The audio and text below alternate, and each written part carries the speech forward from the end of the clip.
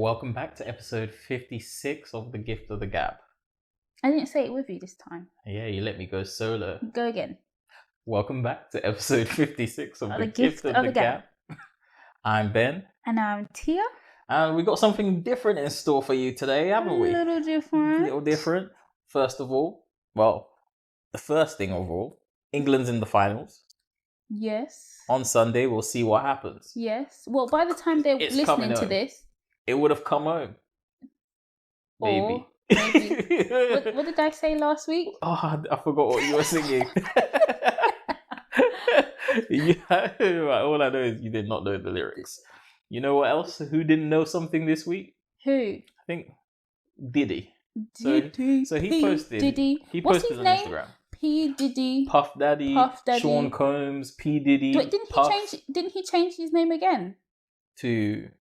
He tried to, I think. To Star or something. Did he Love or something? Love. Love, Mr. Love. Mr. Love. Or something like that.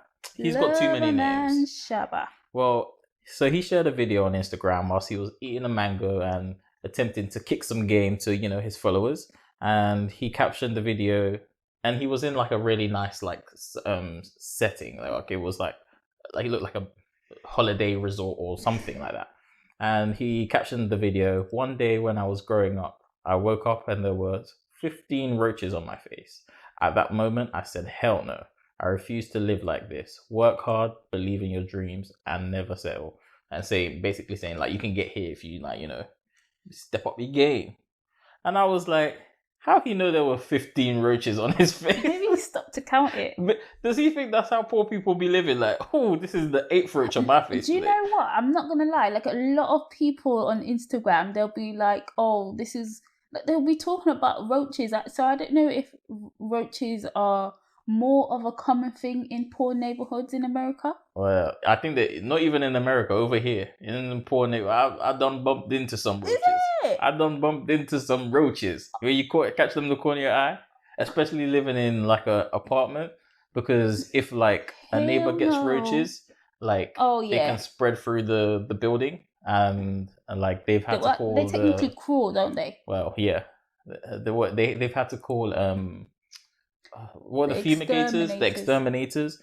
I YouTube some recipes to kill them. You need boric acid, egg yolk, and sugar. For anyone in poor neighborhoods needed to know, you drop that around your house, mix it together, they'll take it back home to their family. You kill the roaches, trust me, fam. But the boric acid comes in a packet, looks like it's cocaine. I'm sorry, I cannot relate. But yeah. Yeah, I don't know. I feel like I don't know. I just don't know. Roaches. Why did they even appear? Roaches. And have you seen water bugs? Ooh? Water bugs. Water bugs? Water bugs. They're bigger than roaches. What do they look like? I think they tend to reside near like water. So like maybe if like your bathroom has a leak or if you have a leak, they like that sort of environment. And they're like big version of roaches. They're different. But you don't want no problems. And do they like spread? Yeah, I'm pretty sure they do. If you see one, there's more than one. You know when you hear like insects or you see insects and then your head just becomes itchy? Yeah. That's me. Yeah. Oh my god, that looks as big as my face. Yeah, it's they can grow pretty big. But yeah. Oh, I'm all itchy now. You know, well, hopefully. Well, yeah. So his message was, if you work hard, you can basically get to where he is. Yeah. But he'd be not paying his artists. Let me remind him. What is it? Bad Boy Records? I don't know. Bear of them are broke, or bear of them have issues with him. Do you know what? Yeah, they signed the contract. They don't read it. That's what I've learned. Though you have to read. But especially when it's your own people, you think they're looking out for me. You can't trust no one these days. How do you think he became a billionaire? Yeah, you have to read that contract like your life depends on it, because these contracts be screwing up your life, screwing up. But talking about money, I wanted to bring in the topic of your worst financial decision while at uni. I'm gonna let you go first. You said you have two. I only have one. I have two. So I'll go after your first one. Okay, So I don't even know which one goes first. Go on. I think I'm going to say my choosing of accommodation in my first year. Did you think that's what I was going to go for? Oh, yeah, I knew that. Yes. If you didn't choose that, I was going to choose that for you. My first... So you were going to choose it for me. My first year of uni, this was the first time I was moving out of the house. Got to mention, me leaving was very rushed.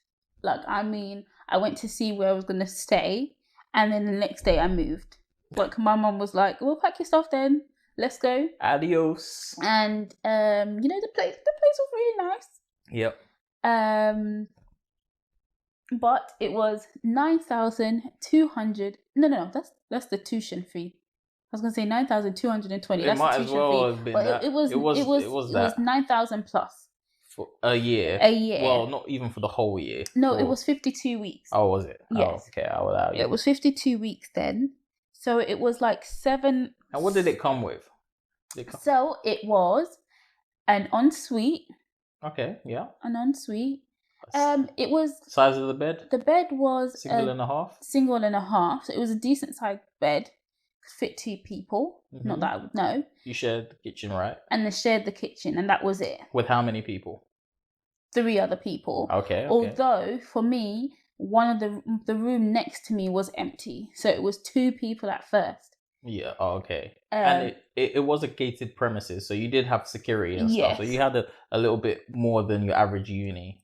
Yeah, but we had to pay for our washing, which I feel like it cost me about £5 to £7 each week? to do my washing each week, because you have to pay for the washer and the dryer. Yeah, there's no space to dry it. No space to dry it. Yeah. I think your accommodation was a bump, but it was lovely to live in for free for me anyway. Yeah, it was. I enjoyed it. I enjoyed staying over there. It was really nice. I was like, Tia's place is lovely, and even I had another mate who had the full ensuite studio one. I think he paid over 10K for it, but he was an international student. He was from Nigeria, so he paid for that one, and I loved his room. Yeah, but it was really nice. And how much per week? Is that £170 or something? 177. Oh, yeah, per week for 72 weeks. So you guys can do the math. 2 of your weeks cost my month's rent in my first accommodation. Yeah, I think I was paying £284 for a month for a room in Cambridge. I shared with some other students. Yeah.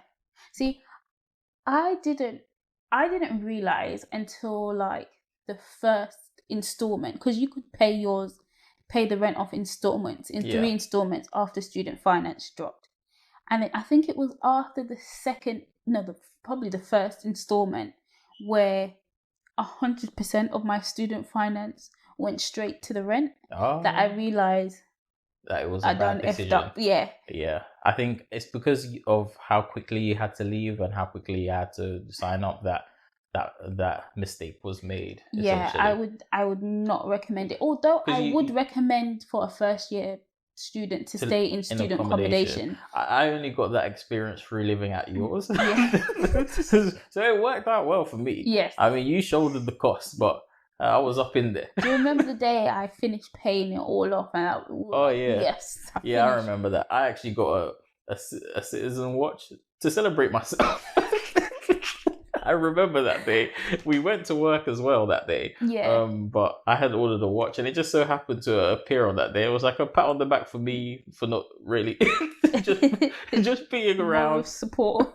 Yeah, you can do this. Yeah, I think that was one of my biggest financial decisions. Okay, I'll go with mine. And it made you work pretty much full time. Yeah, I was like, I'll come into that next. Okay. My next one is to do with work. Yes. And it is I think you're going to say what my next one is. It's not leaving the job sooner. Yes. So I worked at a child's play centre.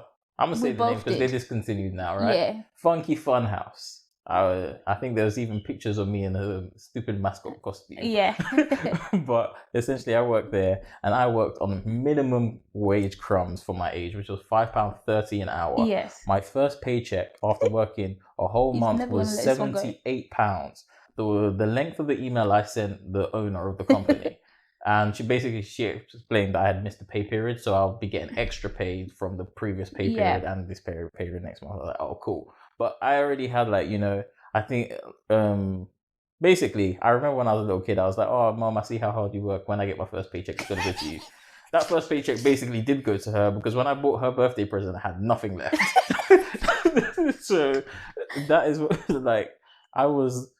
I had worked all my weekends and I got so little pay, it was just ridiculous. And that was your first job as well, so he really didn't know how it was worked. like my first proper job. Yeah. And I was like, okay.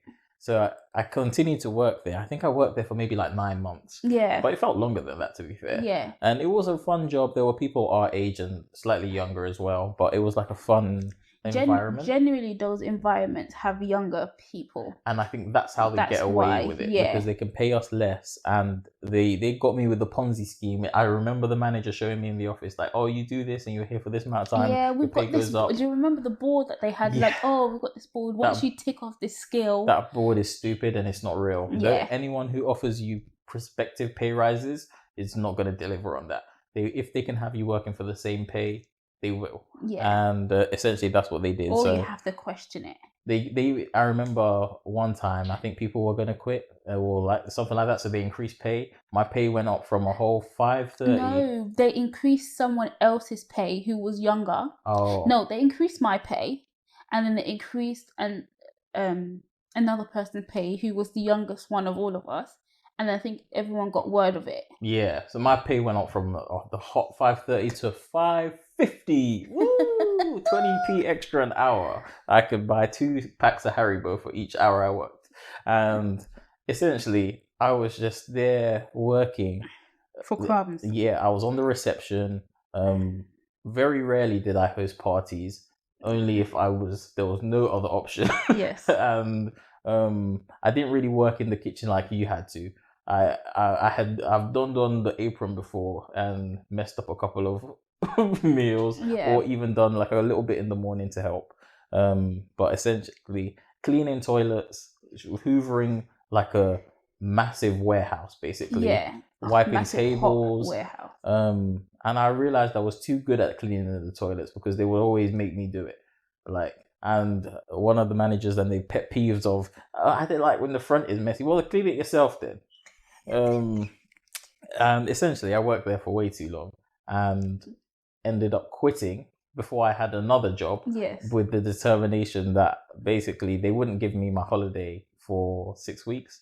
And I wanted to go back home, and I was like, "Well, I'm just going to quit." You had to go back home because of your house contract. Oh yeah, I had to leave the area anyway, and I was like, "I'm just going to quit because this job is. I'm sure I'll find another job." Which I wouldn't recommend quitting without another job, but I quit anyway. I found another job ready to start for when I was back at uni, and that was Tesco, and they paid me, I think, $7.40 an hour, and then I had additional pay because I was a post office worker, which went to like $7.80 something.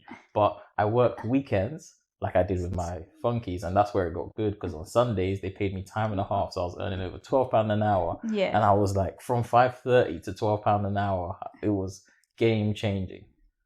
And then you realize, oh, I should have left ages ago. And I realized how much time I wasted at Funkies because the environment was good and I wasn't bothered to look around. Well, then if you thought that you took too long to leave, I started before him and I ended a few months after you. Yeah. And do you know what? I think the worst situation, I don't even think you know about the situation, is when the first owners were leaving, she made us work more and do cleaning for her, and they didn't pay me for that whole week. Oh, you were trying to even chase up money when those first owners left. Yeah. I think you had to give up on it. Did you get it? Or no, I didn't. It was like a week's worth of pay that I didn't get paid. I sent them a really nasty email as well. Yeah, basically, the previous owners gambled away their money. Basically. And they sold the place. They were in debt, so they needed to sell up shop. And really quickly. And they disappeared off the face of the earth. Yeah. Yeah. But Should I put them on blast? No, I won't say but their it names. was a really nice environment at first. Everyone was friendly, and then they changed over hands. And they started messing up with the pay. They started messing up with the pay. I'm gonna put them on blast. No, I'm saying their name. No, you're not. Can I not? No, you're not. They had a manager who sat us. You can actually. No, don't say their names. Fine. They had a manager who sat us down one time about issues he's having in the workplace, and I just remember he was shaking the whole. Oh, okay. Should we give them a name? This is like a story time now. I forgot what his name was. I think it begins with an A. Yeah, it does. I remember his name.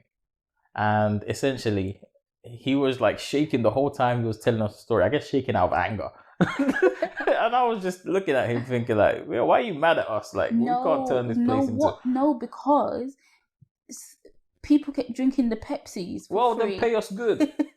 You know how much free penguins I took from there?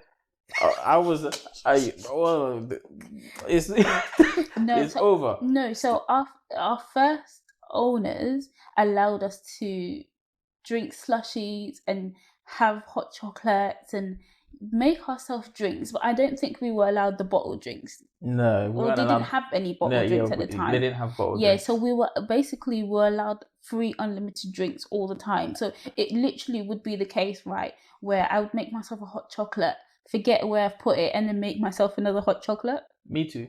And so we were very used to it. And then when the new owners came in, we weren't allowed to. They put the kibosh on that. They weren't allowed to do anything. Maybe just slushies, maybe? No, or maybe, not even slushies. You wasn't allowed to have anything. Like, you had to pay for your lunches as well. And we had to pay for our lunches before. No, we didn't. Or didn't we? Or was it a discount? Yeah, I think we got a discount before. It was a discounted price. But it was like, everything was full price for us.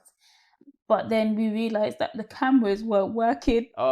I went ham. Not we, some people. I went ham. Not including us. I basically decided, if you're not going to pay me good enough, I'm going to make up the rest of the pay in the free stuff that I get to eat. And I was eating penguins. The statute of limitations is over. And if this is brought up in court, judge, this is alleged. I was allegedly eating penguins for free. I was allegedly making my own lunches in the kitchen because they couldn't find a chef, and sometimes they'll put kids in the kitchen without food and safety hygiene training. Yeah, I had none. And I would get extra cheesy chips. I would have not by me. Stingy Tia was looking after other people's money, who wasn't treating her good anyway, and safeguarding the kitchen stock. No, it wasn't like that. Whereas other people, I won't name names, I won't implicate them. No, nicing me with the cheesy chips and the chicken nuggets, and I didn't have to pay a damn thing. When I was put, I'm a stingy portioner. So when I was putting the cheese on the chips, it looked like a lot. Basically, you wouldn't want Tia as your chef. She would give you the stingiest portion. No. The food might be done on time, but it would be stingy. And it wouldn't be burnt. But it would be stingy. And your portions were sizes. If Tia was in the kitchen, I knew that my free lunch chances was not. Just don't even go there. Just wait for someone else to go in the kitchen who will nice you. No, I just didn't realize you had to put so much cheese. Like, when I say so much cheese, guys, I mean 2 handfuls of cheese. That's how much. Yes. That's how much he was putting for you. Even on some days, actually, where I went in, like, towards the end of it, they would call me in the mornings, and then they'll get you later there in the evenings. Yes. So on some of the mornings where I went in and I was with one of my favorite cooks, we would just be chucking stuff into the oil, like seeing how does bread fry, how do tomatoes fry, and we were probably changing the taste of that oil. Now I'm thinking of it. Yeah, that's not very good for allergies, is it? Huh? Hello, who? I'm glad no one went into a shock or whatever the word is. I will also say we weren't responsible for serving vegetarian meat. No, that's a whole. That's a whole. Let's not even go there. We weren't responsible for that. Let's not even go there. And I won't name any names. I don't know who you're talking about. But that is basically my second financial mistake. No, that was mine. Oh. No, that Start Funky's that started off of mine, didn't it? Yeah, and then I started mine, and then took over. Oh, look, I'm up in there. Yes. So I was there for over a year. Was I there? Yeah, I was there for over a year. Yeah. And I was trying to convince you to leave. I was looking up jobs for her. Do you know when you're so comfortable with somewhere that you're like, oh, like, will I get this environment with where somewhere else? And everyone was leaving. Yeah, everyone was dropping like flies. And after you left, not soon enough after, actually, it burnt down. It wasn't me. Don't say it like that. It burnt down. I remember I was on the train on the way to Cambridge when it burnt down. Yeah. That's when I found out. And I was like, oh, this is my alibi. I'm on the CCTV. It weren't me.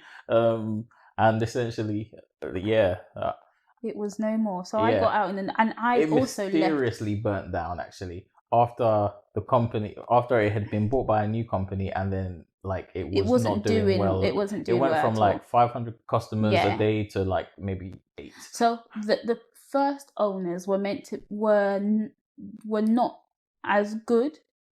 Like they were, how do I say that? They were like a single, that was their only one. Yeah. Whereas the people who bought it have other chains of it. Yeah. But it wasn't doing good. And they increased the prices of stuff and they decreased the quality. Yeah. So basically they had a lot of people running over to Cheeky Monkeys, which was the other play center that we were in an imaginary rivalry with. And we were in a rivalry because the manager took his kid to Cheeky Monkeys to see the different experience. Yeah.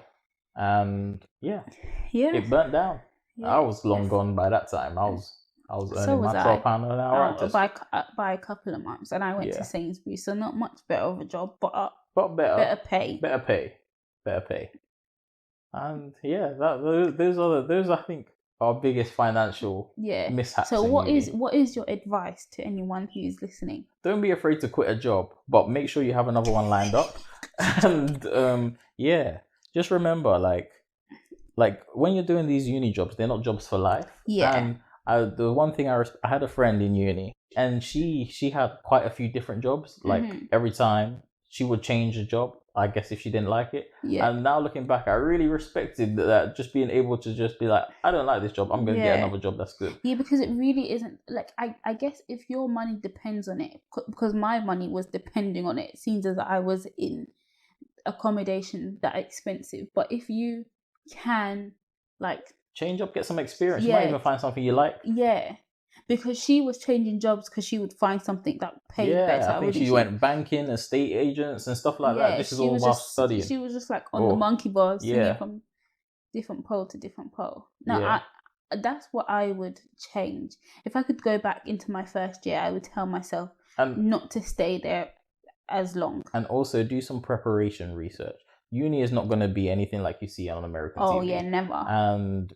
And make sure you research how much accommodations cost and how much you can actually afford after your student finance. And then you should be on good footing to hopefully find something that you manage to balance the experiences and the opportunity to meet new people with also not having to pay a ridiculous price. Because but it also depends where you go. And if you have to isolate for a whole year during the pandemic, just remote learn for you. That's my advice, if you can. Because that past year of uni has been, I think, a waste for a lot of people. A waste for a lot of, like, being online. Yeah, online. I would have rather saved my 7,000 or whatever they're paying for a uni accommodation, stayed at home and met the same amount of people, which is 0. Yeah, actually, no, they went in occasionally. They went in occasionally, but I would have been going in for those occasional days if I need to go on a group meeting. But yeah. I think that would be my advice. But I don't think you knew. Well, they didn't know that it was going to be this bad. So it is what it is. But I feel like I would definitely say do your research before going to uni. Make sure you're not well over your head or your family's head, depending on how you're paying the bills. Yeah. And don't be afraid of little work. Yeah. Don't be afraid of little work. And make sure you if you see a job that pays better, go for it. Yeah, go for it. Like, you don't have any loyalty to them. I think that is the best thing. You don't have any loyalty to one of those jobs. if you'll just be there Yeah, because temporarily. this is not your Forever forever career job. or Yeah. whatever. Yeah. Unless it is your forever career. What if it's their forever career? Then Good luck. good luck. But yeah, essentially, I think that's our advice for uni. And I'll quickly go on to Freedom Day being on the 19th, actually. Yes. So what they're dubbing as the new Freedom Day, when all of England's restrictions are lifted. So masks are optional, social distance is optional, and cases are on the rise. Essentially, I'm just trying to travel, guys. Whenever we can get this to Like the point where I can responsibly, travel responsibly, I just don't want this to have been a massive mistake, and then we're looking at another lockdown or another thing. Because I'm like, I'm opting to work from home. I've loved the experience, but there's certain things I want to do. I want to be able to go to a restaurant in peace. Yeah. I want to be able to travel in peace without having to worry about quarantining, self-isolation, and paying for PCR tests. Or even when you get there, like what you can do and what you can't do. The rules changing whilst I'm there and having to book an emergency flight. Like, I want to be able to travel. Do you feel like they would have done all of these changes if Matt Hancock was here, or do you think that what's his name? No, Sajid Javid. Is pushing it more? I think he's pushing it slightly more, but I think the similar changes would have been happening. Do you think? But I also think they're being a bit irresponsible in some of the ways that they're all coming across. It's not a united front, and also I think that personal choice for some of these things is going to be what increases it. And especially tomorrow with the football, I know plenty of people are going to... And do you know what? A study has come out that... Men are more... So men are catching it more, and it's chock-a-block, isn't it? It's and going then to be. It tells because... and especially England in the final tournament for the first time in 55 years. Of course, I'm not going to miss that. Yeah. Even for a little COVID, people ain't going to miss that. No, I'm going to miss it. Well, I'm going to be watching. But yeah, Scotland and Wales. Was it Scotland and Wales? Yeah, Scotland and Wales. And England were obviously in it at the beginning. They were all and then Scotland and Wales went out, and their cases have started going down. So what you're saying is Italy needs to beat us. But it's the final. No. But yeah, like, what are you hoping for us to lose? For England? I don't care. Fair enough. I've only watched one of the football games. I want Rashford on the pitch and our new side and Sancho. Some United players on there. They say that Boris Johnson might put a bank holiday on Monday. Did you sign the petition? No. It's going around. I can send it to you. Yeah, you send it to me. I don't mind having a bank holiday Monday. I'll take a bank holiday. Yeah. But when would they tell us? Oh, would I get the bank holiday then? Yeah, it's a bank holiday. That means I'd only have 1 day left of work. Well, that's it. Woohoo! Before my new role, anyway. But yeah. Wow. I don't know. I don't think we're going to get it. Yeah. But we shall see. But yeah, back to the Freedom Day. Freedom Day. To mask or not to mask? I'll be masking. I think... I kind of like it anyways. You know what? The Asian countries who were onto masks before the pandemic, I respect it, because if you had a cold, you would basically just wear the mask to stop it spreading to other people. Yes. And I respect you not getting your germs on me. I do wish that was adopted. Like, if you were ill, like, you just masked up so the rest of us could be out here and breathe the air, but that's not going to happen. Because today when we went shopping, I saw a man literally cough into the air. Into the air, and he didn't have a mask on. He just into the air. Into the air. I looked at him and I said, "Excuse me, sir." In my head, obviously. I'm like, damn, if now you're still coughing into the air, then you're going to be coughing into the air for the rest of your life. I must have eaten so much of them cough fragments on the damn croissants at Lidl's, man. Because Lidl's croissants be out in the open. Oh, yes. Oh, I used to enjoy them. I haven't had them since the pandemic. We'll have to do a segment where we talk about things pre-COVID and post-COVID. How life is like. Yes. Maybe that'll be our next ep. Yes. Let us know what you think about that. And let us know if you enjoyed this little different vibe for the episode, talking a little bit more personal stuff. And if you want to hear more about our stories, our experience, and we'll fill you in. That's been us, guys. And that's been it. We are BT Small Talk. You've been listening to The gift of the gab. Thank you for listening. And don't forget to like, comment, and subscribe. Tell a friend to... Tell a friend. And... No, you were meant to say the 2 tell a friends, and I come in for the 3rd tell a friend. Oh, okay, let's go again. Tell a friend to tell a friend. To tell a friend. Yeah. Yes. See you next week. Ciao.